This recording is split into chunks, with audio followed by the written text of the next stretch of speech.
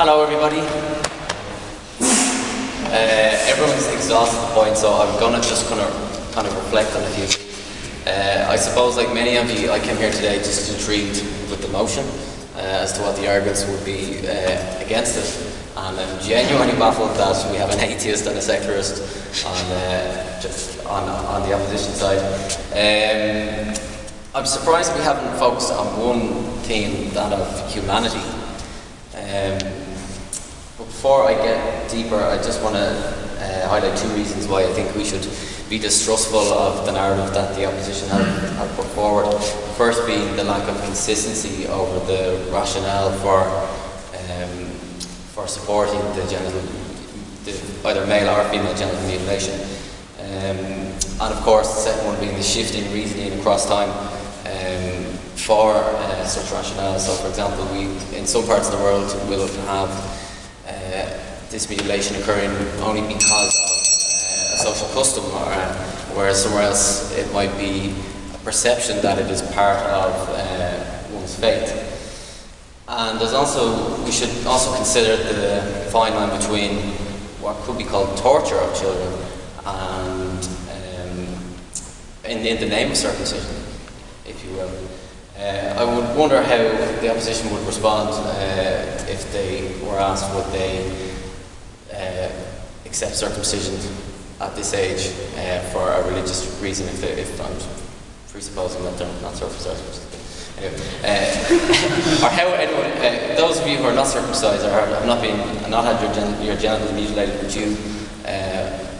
but you are a person of faith, and say there was some radical shifts in the Catholic Church, would you accept be mutilated? I would think not, hope not. I'd like to further Michael's point with regards to female circumcision, because it is based on the same principles. Let's consider the fantastic bud that is the clitoris. The gentleman, I hope you know where it is.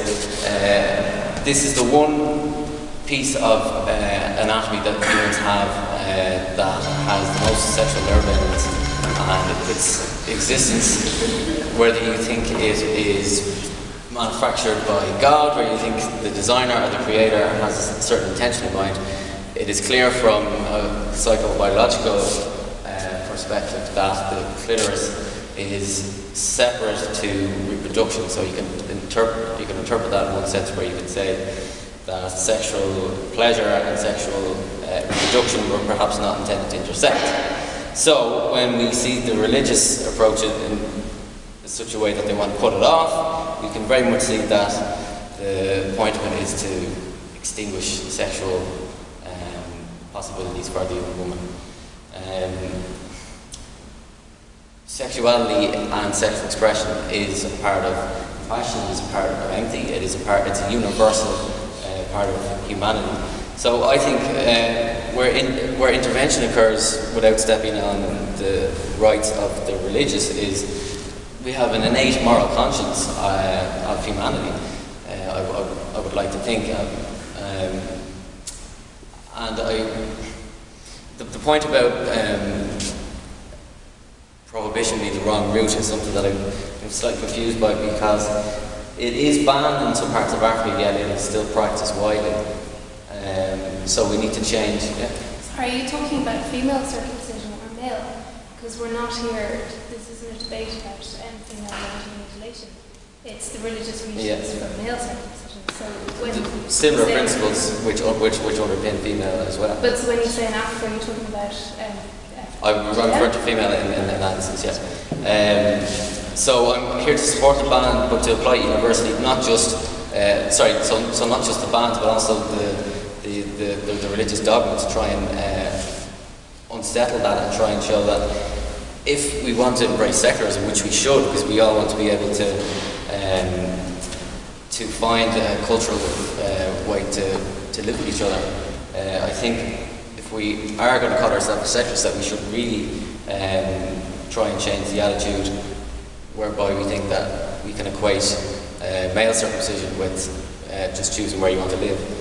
The goal should be to empower children and especially women, as this is the antidote to much of societal ills. So I would beg you to support our side. Thank you.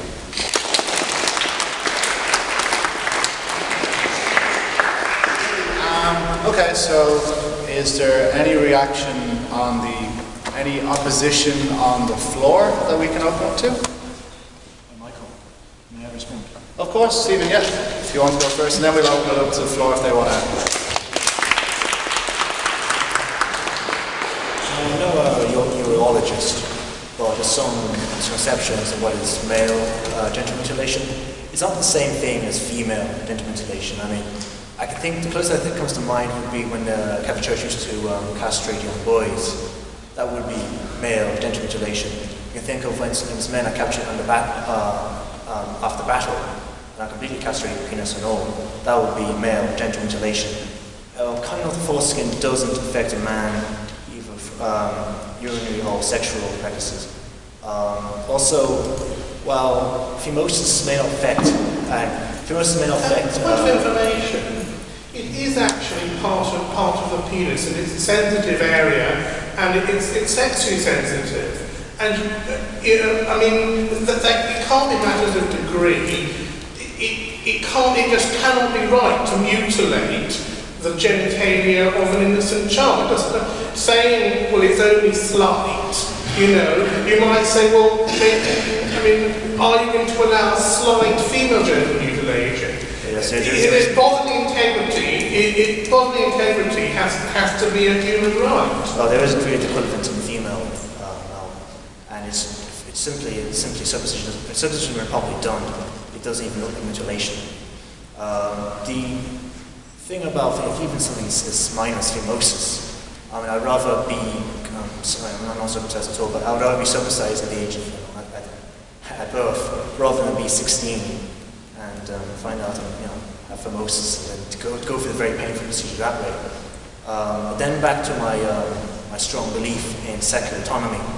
I find out a lot of these so-called secularists, the whole point of secularism to me is, as seen in a lot of secular Europe and America, that we should have a strict separation of church and state. And I find very arrogant when secularists say there should be kind of a new kind of order, a new kind of learning. I mean, that's kind of presumptuous. I mean, they may or may not be right. It's really up to the individual to decide what's best for their child, in my opinion. Secular or religious attitude should not colour anyone's attitude, anyone's decisions.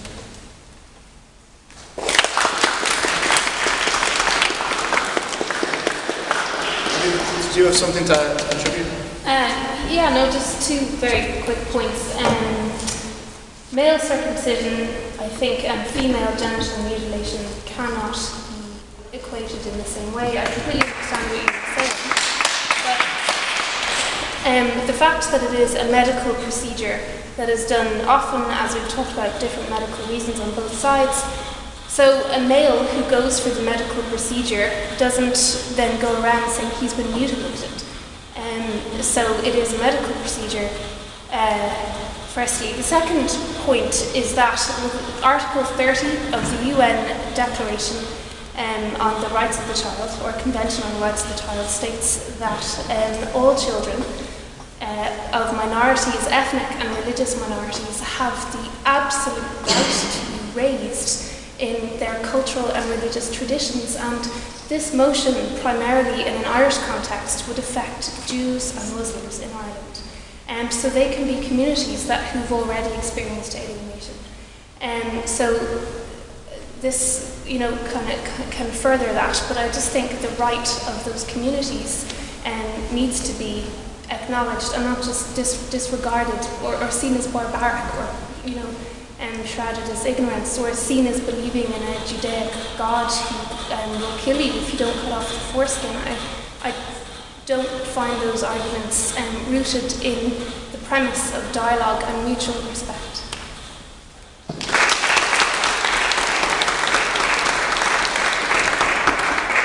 Any remarks from the proposition? Sir? Last one was against circumcision, right? Yeah, no, you're for the motion, you're opposing the ban. Great, okay. Yeah, I think this is a matter of context. In the biblical context, which is where circumcision originated, we're talking about a people that wants to set themselves apart. That's what holiness originally meant, was to be set apart. The way they did this was to cut off a certain part of the penis. That's how it was done back then. Today, when you want to kind of broadcast where you come from, who you are, you've got a passport, there's really no need to be cutting off a part of yourself. I think broadcast even within the Bible, traditions and morals change all the time, so to be using it today to back anything is just kind of crazy. Like some of the stuff in the book of Leviticus wasn't even done by Jesus' time, let alone today. Except they got the gay thing absolutely right, I have to say that.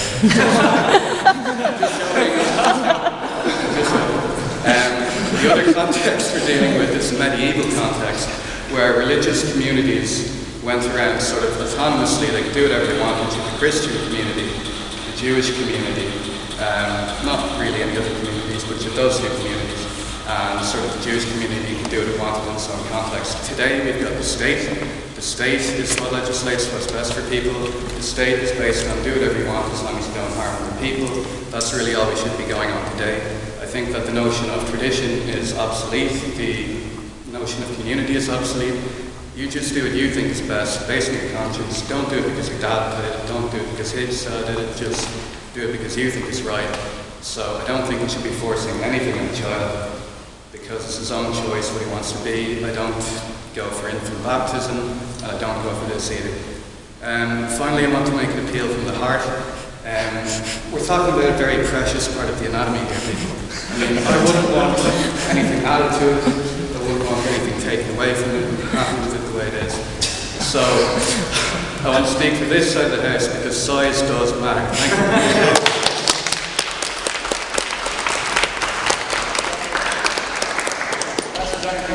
We'll take the vote.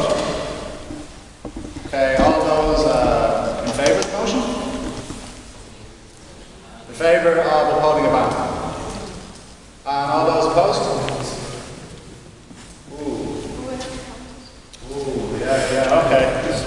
Right, sorry, all the yes on this side of the room. Sorry, can the proposition... No, just do it again and then see what comes. Okay. So will all the yeas, hands up, the people who would uphold the ban? Just one hand.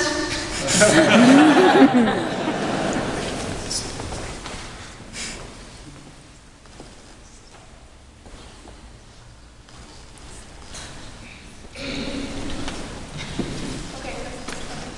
23. Okay, and then the other side? The would not uphold the ban?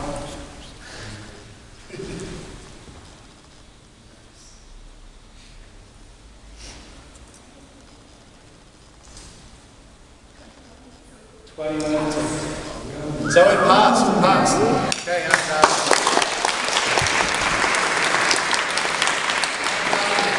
before we go, I just want to have a quick word from our new president.